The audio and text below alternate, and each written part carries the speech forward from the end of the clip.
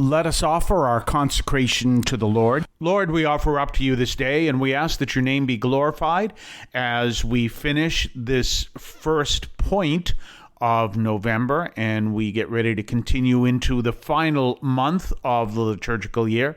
Let us be filled with your Spirit so that we may glorify your name, and we ask this through Christ our Lord.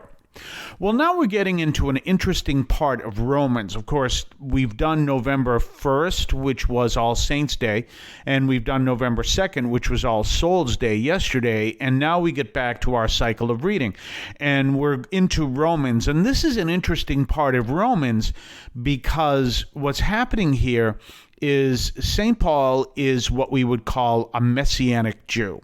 That means he is Jewish, but he has come to understand that Jesus is not only the Messiah, but the fulfillment of the law in the prophets, as Jesus said he was.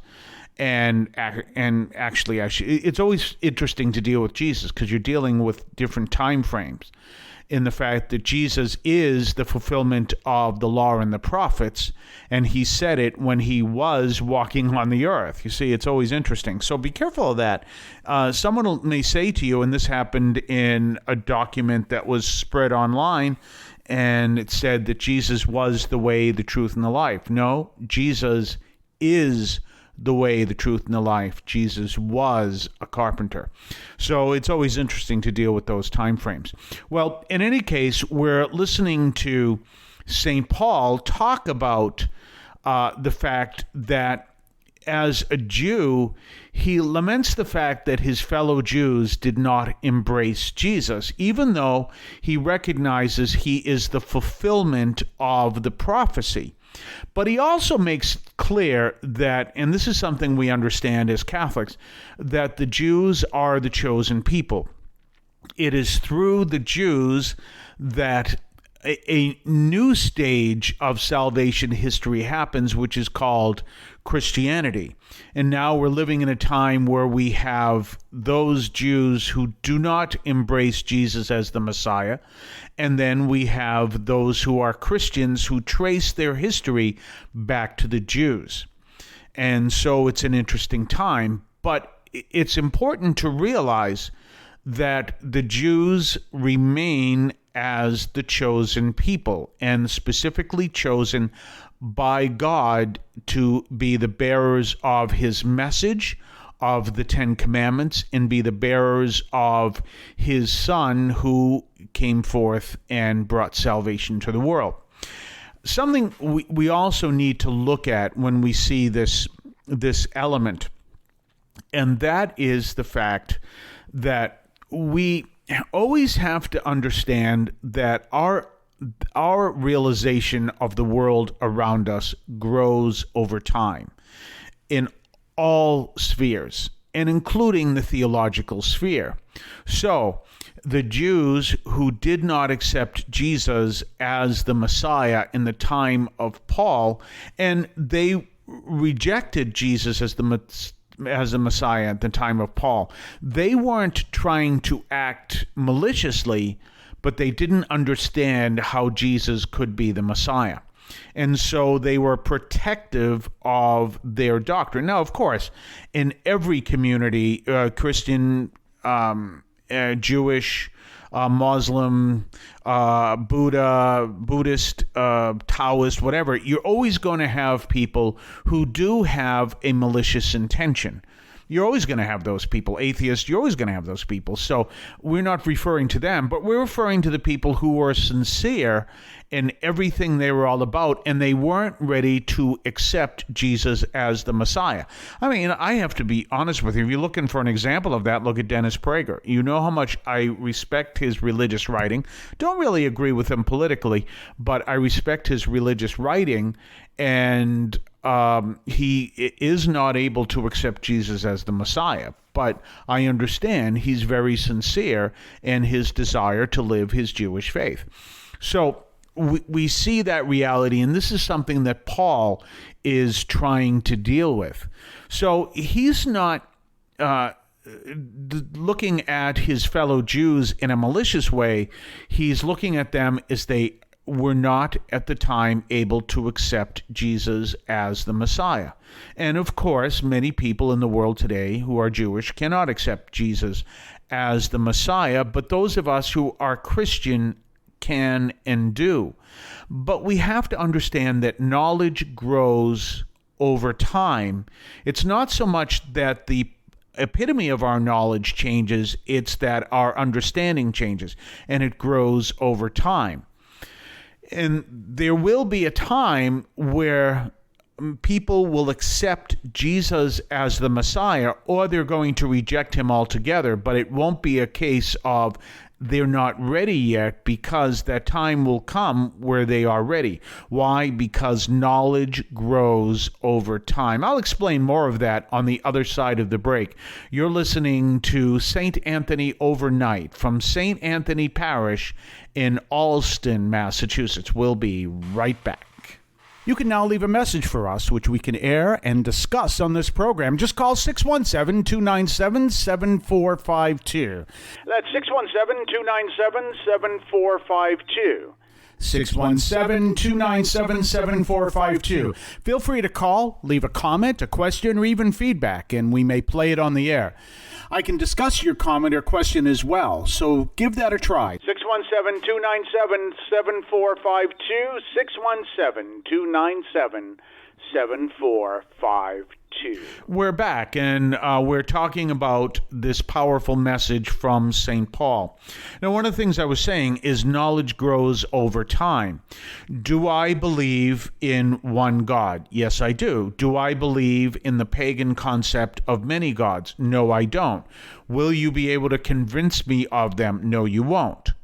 Why? Because knowledge grows over time, and my understanding of the world in which I live, the universe I live, is to a point that I fully understand that there is one God, and I understand everything about the reality is that this God created the universe, etc., etc., etc., etc.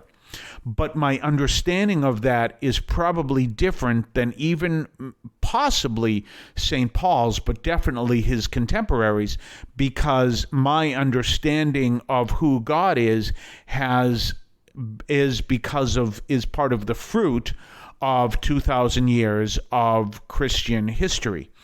And so it's possible that had I lived in the first century, I may not be there yet. And there certainly was a time in my life where I wouldn't be there. But now I am here. And this is what St. Paul is dealing with. He has come to realize that Christ is the Messiah. But of course, Jesus appeared to him, so he understands this fully. He also reveals in 2 Corinthians that he was a mystic, that he actually went to what he called the third heaven. So he is dealing with tremendous amount of mystical knowledge. And all of this is part of his understanding of Jesus as the Messiah. Many other people don't have all that, and so they aren't ready to fully embrace Christ as the Messiah. But as we move through our history of human beings, and as we continue moving through what I guess you could say would be our future history, I don't know if that makes sense, but our future anyway, we will start to realize more and more of how this gospel is true, because we're seeing a deeper understanding of things that we didn't fully comprehend before, and we're going to see that in the science sphere and the theological sphere and everything else. As I've kind of explained to you before, if I was dealing with a group of scientists, and those group of scientists went back to the 16th century, no one would believe a single word they would say. And we could look at them today and say, but they are scientists. What they're teaching, they have demonstrated is true, but the people in the 16th century were not at a time where they would be able to appreciate what it is that they were teaching. They weren't at a time where they could appreciate there were such a things as not only satellites and what we could call our own extraterrestrial, no longer on Earth, vehicles, but they would travel beyond the solar system. And part of the reason they wouldn't understand is they didn't have the same understanding of the solar system we had now, or for that matter, the universe. So if they went back to the 16th century and they started saying all this stuff, even about just astronomy, we saw that with Galileo, people would reject them and maybe even burn them at the stake as witches, because they weren't at a point to understand that. And this is something that Paul is lamenting, but it's the reality. The Jews who have, at his time, and even our time, have not accepted Jesus as the Messiah are doing so because they haven't fully understood all that Paul understands that help him to accept Jesus as the Messiah. And this is a lament of his, but it's a reality too. And we've got to realize that we as Christians have been gifted with an understanding that Jesus is the Messiah, that many people, even very educated people, from the local universities that surround me, are not there to fully understand what I can understand, what you can understand, and that's the reality. But eventually there'll come a point in the future where people will see that this all makes sense. We'll talk more on Monday. I want to call your attention to Catholic TV, which offers great faith-filled, family-friendly programming 24 hours a day. You can find your cable channel at www.getcatholictv.com, and you can watch online on the free apps or check out the YouTube channel. Daily Mass, Rosaries, the Divine Mercy Chaplet, and the Our Lady of Perpetual Help Novena are all available online and on demand. Check out CatholicTV.com. If you would like to support our program, please consider a donation to St. Anthony Parish in Allston, Massachusetts. There are several ways to consider this. One is to purchase any of our merchandise, which you can find at the shopping tab at CatholicAudiomedia.com. That's CatholicAudiomedia.com. There are coffee mugs there. There's also my latest book, Encounter Christ in Your Humanity, all of which you can find at the shopping tab at CatholicAudiomedia.com.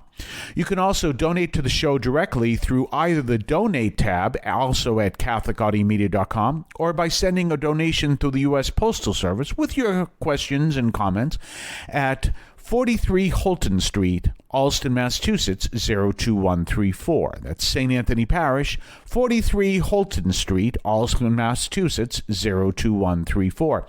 Finally, the best way you can support our parish is to attend Mass on Sundays at 10 o'clock and be a part of our parish. We thank you for any support you would like to give to St. Anthony Parish in Allston, Massachusetts, the sponsoring parish for this media outreach to Catholics and other Christians in the WROL, WEZE, and podcast listening audience. In Cristo vivimos.